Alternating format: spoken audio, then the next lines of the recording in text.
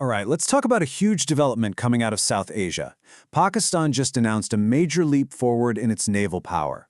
So in this explainer, we're going to dig into what this new ship-launched ballistic missile is all about and, more importantly, why you should care. Okay, so what we're looking at here could be a real game changer for maritime strategy in the region. The big news is that Pakistan's Navy has successfully tested a new ship-launched ballistic missile. Now, this is a pretty exclusive club we're talking about. Only a handful of nations have this kind of tech. So let's break down what this really means for the balance of power out on the water. So you might be wondering, where did this news come from? Well, the announcement itself is a pretty big deal. It came straight from an official source, and that tells you a lot about just how significant this test really is. Yeah, this wasn't some kind of leak or a rumor from a third party, no. This came directly from the ISPR. That's the official media wing of Pakistan's armed forces.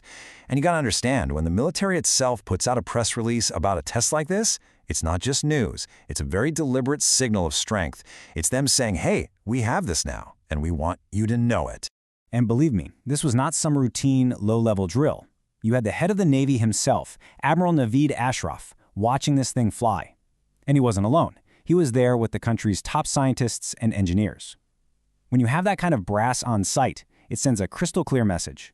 This weapon system is a massive national priority. It's a huge strategic milestone for them. Okay, so what exactly makes this weapon so special? To really get its strategic impact, we've got to unpack the technology a little bit. All right, first up, a quick tech lesson. See, this isn't your standard cruise missile that zips along just above the waves. An anti-ship ballistic missile is a whole different beast. It shoots way up high, following this big, arching path, almost into space. Then it comes screaming back down toward its target at insane speeds. That kind of velocity makes it incredibly difficult to intercept.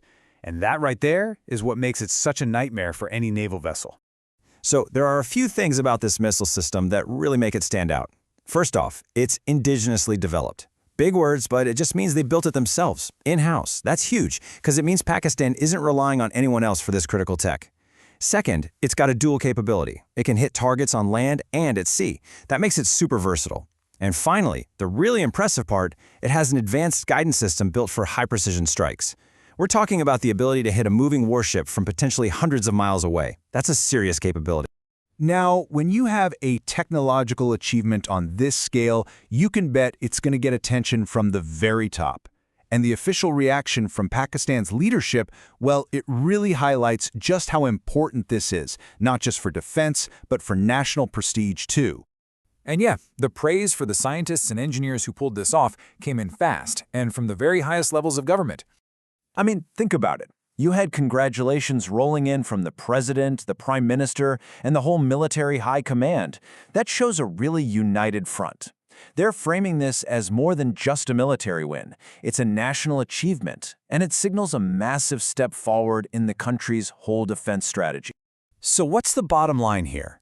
It's pretty clear. This isn't just another piece of military hardware.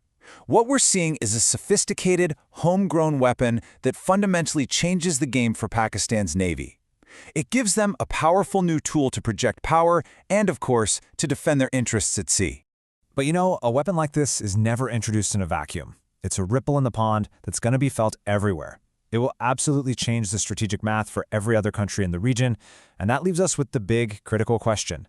How is this new technology going to reshape the maritime balance of power? Something to think about.